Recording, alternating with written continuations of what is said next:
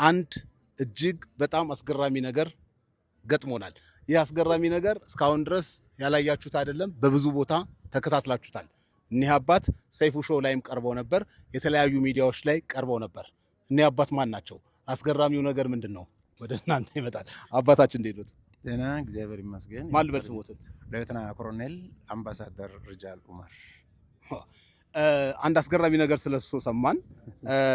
መጀመሪያ ውትድርናን የተዋወቁት መቼ ነው?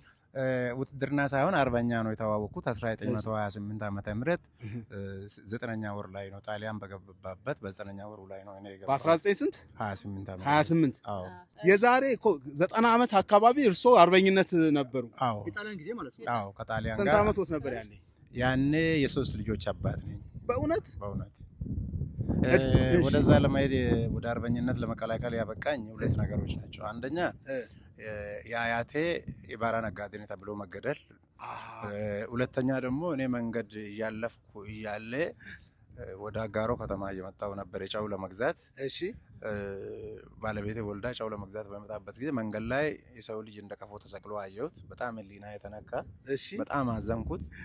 ከዛ ይሄን ቁጭ ምን አድርጎ ነው እነዚህ ሲባል አንድ ከፊሎቹ ባራ ነጋዴ የነበሩ ናቸው በሚል እኔም እንግዲህ ትንሽ ስለሚነካካኝ ያ ንግድ ያለ አያቶት ተሳትፎ ነበረ ወቅቱ ጊዜው ስለነበረ ከዛ በኋላ ይሄን ቁም ማየት የለብኝም አልኩት። ባለቤቴ ጫው ገዝቼ ወስጄ ቤት ገባውና በራስ ገዳሙ ተክሌ በግራዝማች ስሙራ በራ መለመሉኝ፣ ወደ አርበኛ አቀላቀሉኝ። እጄ በራስ ገዳሙ ተክሌ ጦር ውስጥ ተቀላቀልኩት እና ውጊያውን ለመጀመሪያ ወደ ጅማ ስናመጣ ጅማ ላይ አልቻለም፣ ለማሸነፍ አልቻለም። በጣም የጠላት ኃይል ተጠናክሮ ስለነበረ ወደ ወለጋ ነው የሄድን። ከዛ ወለጋ ላይ እየተዋጋን አዲስ አበባ እንደደረስን ነው ወደ ራስ ገዳሙ ተክሌ ከማን ጦር ጋር ነው ሄዶ የሚቀላቀሉት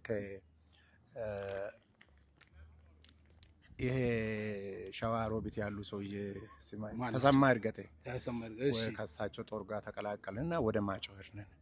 ማጮ ላይ እንደገና እዛ ድል መታን።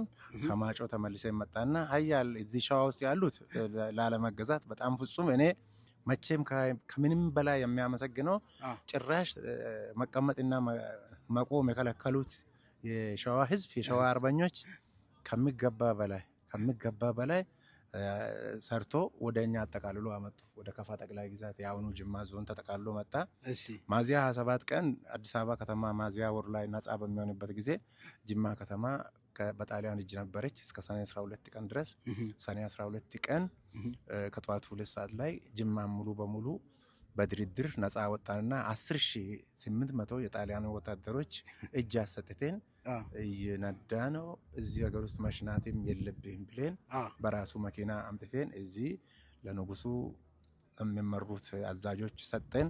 እኛ አንድም ይሄ ሰው ከዚህ ሀገር እስከሚወጣ ድረስ እዚህ ሀገራችን ላይ መሽናት የለበትም ተብሎ ከለከልንና እምቢ ካለ አርበኛ ያውቃሉ እንግዲህ ጃኖ ያውቃሉ ምን እንደምንሰራ ምን እንደምናደርግ እሳቸው በሌለበት ቦታ ያን እስከ አፍንጫ ታጥቆ የመጣውን የሰራነው ስራ ስለሚያውቁ ሳይወዱ ሳይዋጥላቸው ውጦ የተወሰነ ባለስልጣናትን እዛ አዲስ አበባ አስቀርቶ ወደ መቃዲሾ ሄዶ እንዲታሰሩ አደረገ።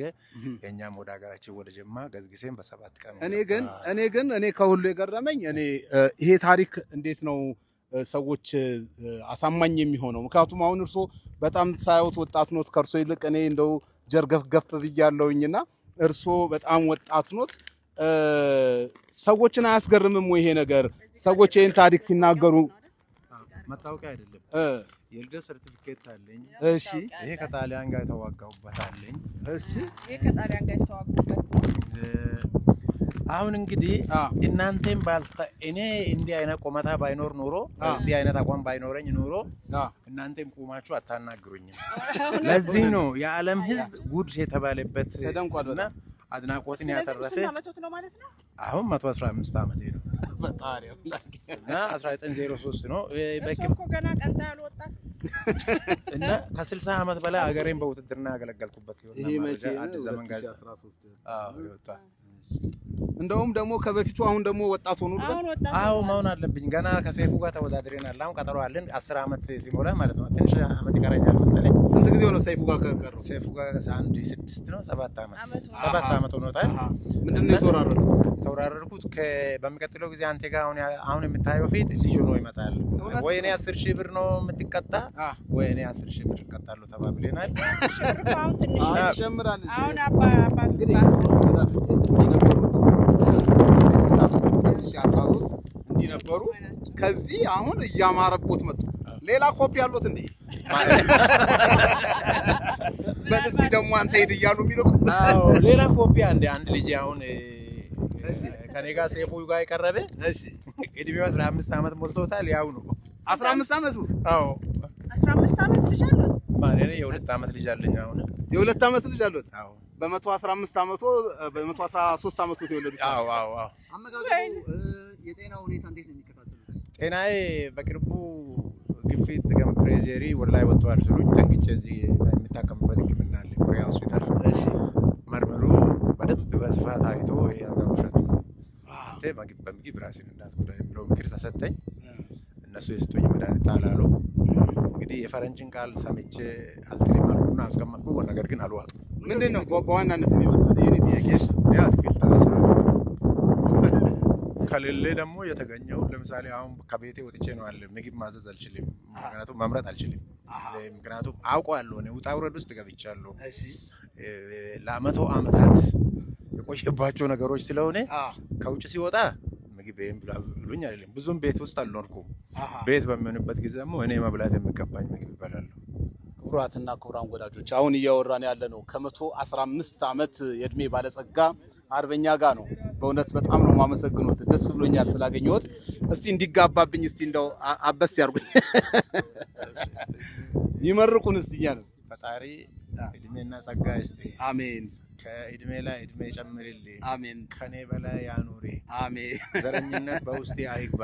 አሜን። በዘር የተረገመ ትውልድ አትሁን። እግዚአብሔር ዘር የሚሰብኩትን ለሂል ብቻ እንጂ በሰው ልጅ ላይ ዘር የሚሰብከው ሰው እግዚአብሔር አንደበቱን ይሰር። አሜን። እኔ ለመጀመሪያ ጋብቻዬን ያገባሁት ከትግሬም የአማሴል ልጅ ነች እና በ1880ዎቹ ዓመተ ምህረት ጣሊያን አድዋን በወረረበት ጊዜ ከዛ ሸሽቶ ወደ አጋሮ የመጡትን ሰውዬ ልጅ ነው ያገባሁት። በጣም ስለምንግባባ ማለት ነው። እሺ እና ያኔ ዘሬን አልተመረጠምና ዘር የሚመርጠውን እግዚአብሔር አምጣባቸው። ስንት ልጆች ነው ጠቅላላ ያሉት? እሱን ለማንኛውም ሚዲያ ተናግሬ ስለማላውቀው ልጅና ላም የእግዚአብሔር ስጦታ ነው። ልጆቼን አልቆጥርም ነው የሚሉት ነውና አይቆጠርም። ልጆችን የሚያሳድገው እኔ ነኝ። መንግስቱ እንኳን ድጎማ አይሰጥም። ሰው ስኳር ለመውሰድ ብሎ ይሄን እኔ ቤተሰብ አጠቃላይ በአሁኑ ሰዓት ከኔ እንጀራ የሚበላ 13 ሰዎች ናቸው። 13 ሰው ነው ምግብ የሚበላ። ራሳቸውን የቻሉ ደግሞ አሉ። ራሳቸውን የቻሉ ወደ 30 በላይ የሚሆኑ አሉ። ደምረን ደርሰንበታል። አባታችን በጣም ገርሞናል፣ ደንቆናል። ክቡራትና ክቡራን ወዳጆች ይሄ በእውነት አስደናቂ ነገር ነው። እኛ አባታችንን እንግዲህ ያገኘናቸው በአየር ኃይል ግቢ ውስጥ ነው። አየር ኃይላችን 9ኛ ዓመቱን እያከበረ ነው። በዚህ ክብረ በዓል ላይ የተለያዩ ነገሮችን ወደ እናንተ እያመጣ እንደሆነ ታውቃላችሁ። የማታውቁ ከሆነ አሁኑን ወቁ። ካሜራማናችን ዛሬ ሳሮናችን እናመሰግናለን። ይመቻችሁ። አየር ኃይላችንን እንኳን ለ9ኛ ዓመት ክብረ በዓል በሰላም አደረሳችሁ ለማለት እንወዳለን። ኢትዮጵያ በክብር ለዘላለም ትኑር።